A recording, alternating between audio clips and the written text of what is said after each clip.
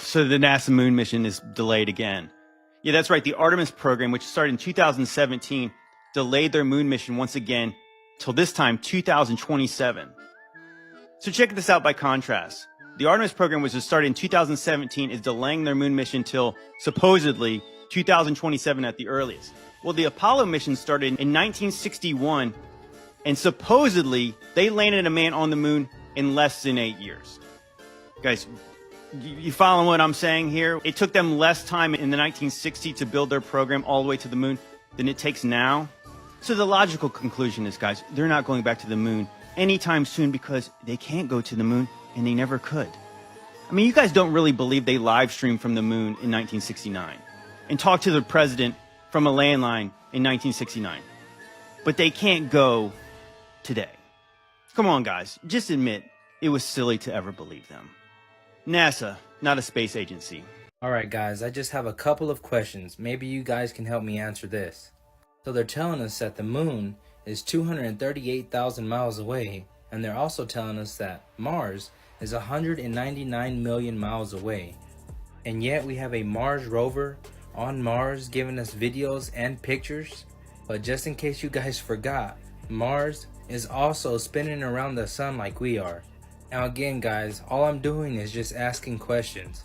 But let me get this straight. We can get to this, which is 199 million miles away, but simply can't get back to this, which is 0.2 million miles away. Oh, that's right. NASA and their astronauts saying that we can't get back to the moon because we lost the technology. But yet, we can get to this, let me remind you, which is 199 million miles away. But it just keeps getting worse and worse. They're also saying that the moon is tidally locked to the Earth, which we will never get to see the other side of it. It doesn't make sense because the theory of gravity that they use. But let's just say what they're saying is true, that the moon is a dusty rock in outer space that you can physically land on. Then why can't we land a device on it and we can all watch Earth spin? Because I mean, it is the same face we see every single day and every single night. They're telling us that we'll never get to see the other side of it. So it would only make sense that we could land something on it and we could all watch Earth spin. Again guys, it's super crazy of them to say that we could land on this, which is 199 million miles away, that we have a Mars rover on Mars giving us videos and pictures, but simply can't get back to this. But if you ask me, Mars might be a lot closer than we might think.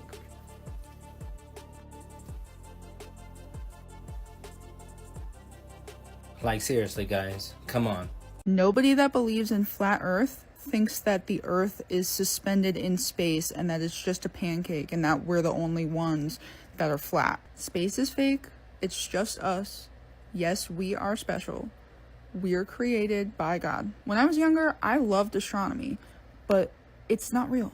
Like literally none of it is real. Find me a picture from NASA that doesn't look like CGI. Find just one. M. Compton Encyclopedia, edition 1954 maps.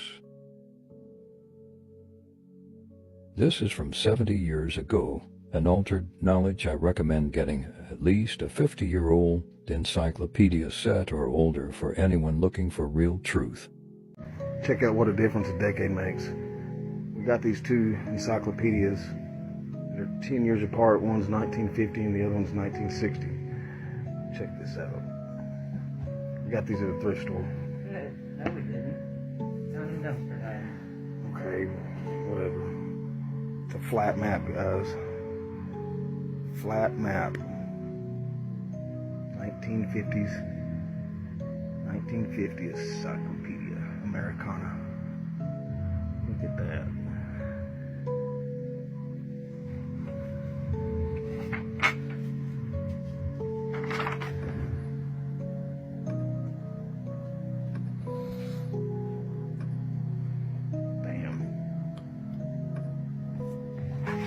Flat map. Now we go to the 1960 World Book Encyclopedia. Now all of a sudden, we've got a globe on there. Our globe. 10 years difference. We go from flat map to globe. And And this thing is old. There we go. 1960s. And you're gonna really trip on this. Earth. This is the one we were just talking about. 1959, 1960. So, as you can see, this is, the North Pole. And all around it is, you guessed it, Antarctica. This map has the North Pole as the mathematical center. From it, true distance to any part of the world can be measured. Such a projection shows to advantage the Great Circle routes used in navigation which pass near the Arctic Circle. Polar projection maps are indispensable to a global-minded nation. Okay, bear with me. I'm going to show you what a congressman was talking about on the 3rd. Now, you have to read in between the lines on what these people are talking about. At the end of the video of him talking, I'm going to connect the dots for you and show you, couple it with the map. People have no idea, really no idea, about the immensity of the threat in space. And I've made this comment in a classified setting, that I wish the American people could be present in this room. Not this room, but the skiff, because our adversaries know what they are doing. We know what they are doing. They know we know what they are doing. But the American people have no idea. But if they were privy to what we hear, and you know it much better than we do because you live it, I think they'd be pretty alarmed. This is not by way of criticism of you, because you're living with the strictures of what is classified and not. But I think we have a real obligation to explain to the American people why space is a domain that matters, why the threats there are real and urgent, why they are growing in importance. So I think we all agree here that space is an important domain. Undersea warfare is an important domain. You may need to pause to read this, but he is warning people. Shortly after that, they came up with the treaty. These are all the people that are part of the treaty. You may need to pause and zoom in on all of these. So basically, the treaty says that we cannot go past the 60 degrees south, which is right here in the water. Right in the water, right in between all the lands and the ice wall. If you go on Yale University, their website, you're able to pull this up, and it'll have the little indicators that show you where the 60 degrees south is in the water. They're literally watching you. There are sensors in the water. Couple that with the satellites that are watching you from the air. As soon as you get off your continent, whatever rock you're living on, and you get too far out there in the water, they're watching you. They will come and they will turn you around. Now, unless you pay thousands, tens of thousands of dollars to take a guided tour to the peninsula, right? Or a guided flyby, you cannot independently go and explore Antarctica. If you work there, there are protocols that you have to follow where you have to stay at your science lab. Now, they say they have the treaty to protect the patient and also to keep the peace. But keep the peace from who exactly?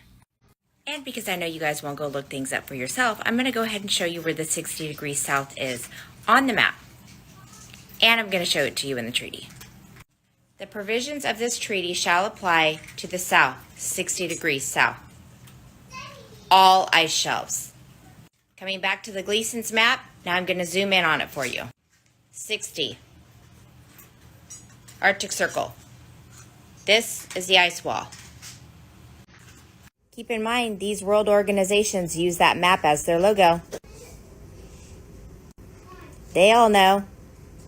International Civil Aviation Organization, It's ridiculous to think that someone can live on a ball, to think that water could wrap itself around a spinning ball, to think that people could be on the bottom, upside down, because some magical thing called gravity is allowing it to happen. So the water should be pouring into space then? Everything should be pulled into space, into the so-called vacuum of space if there's no covering.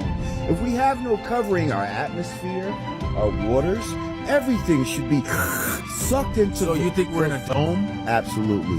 One of the comments that always pops up when I go live on this app talking about the Earth not being a ball is, "Oh mate, have you never been on a plane? I've seen the curve from a plane." But as you can see from the footage, there's no detectable curvature even at 37,000 feet.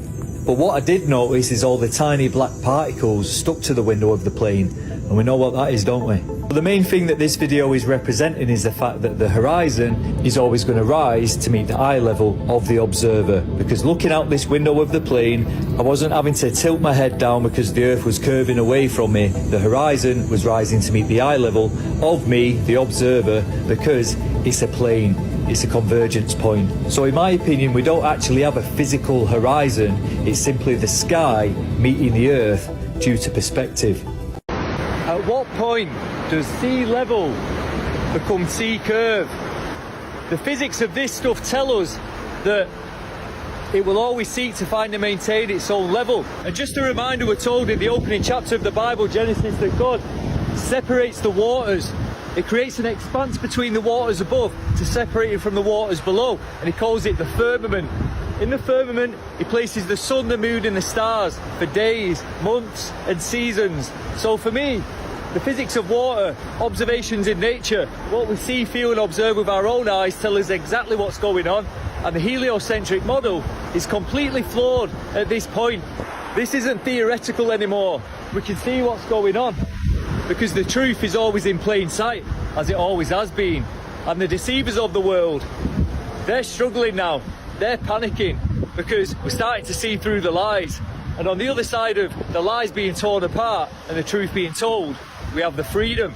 I've made this 3D model a while ago, but I think it's best if I show it again and explain it better this time. This is the correct dimensions they give us for the Earth, and it's 12,742 kilometers across. I've done it full size in Blender, even though it can give bugs. You know, it becomes a bit weird, but I wanted it to be accurate. Alright, so as we zoom in, I've made the Willis Tower, which is here on Lake Michigan. And when we go close to it, we'll go down to the ground level. I have put this horizon line here. Okay, so this is what reality does, is the horizon rises to eye level. So as we ascend up, you'll see the horizon stays right where it is, and we keep going up, horizon stays there. But you'll notice the Earth dropped down. With a physical curvature, you would have a physical horizon that drops down as you go up in altitude. And so if I turn this horizon line off, you can still see the Earth drops down.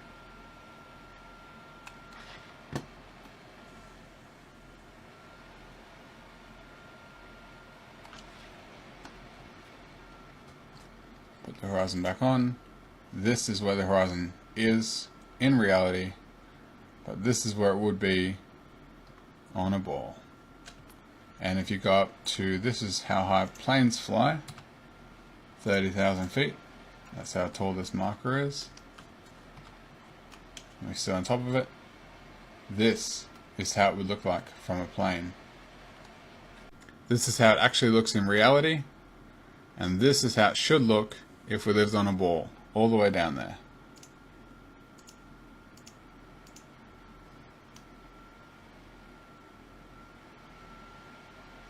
So as you ascend more, you'll see the horizon keeps dropping down because you're on a physical ball. But reality demonstrates that it's flat. the horizon rises to eye level in reality, but that wouldn't be the case if we lived on a ball. They've lied to you, and I'm trying to help.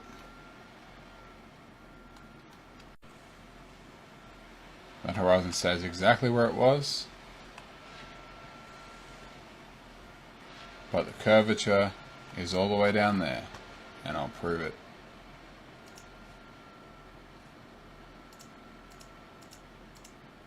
I hope this has helped, and I'm sorry to be the bearer of bad news, but you deserve the truth.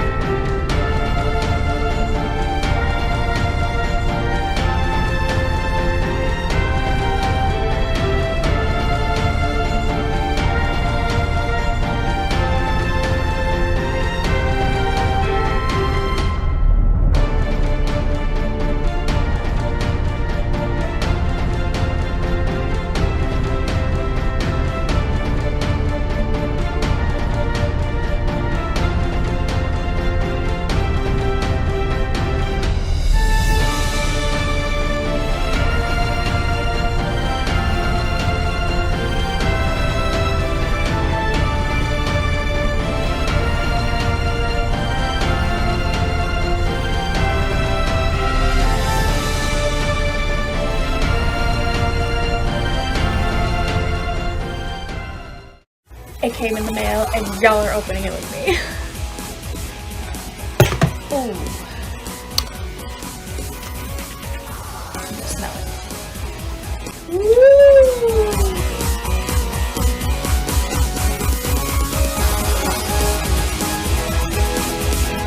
Here we go.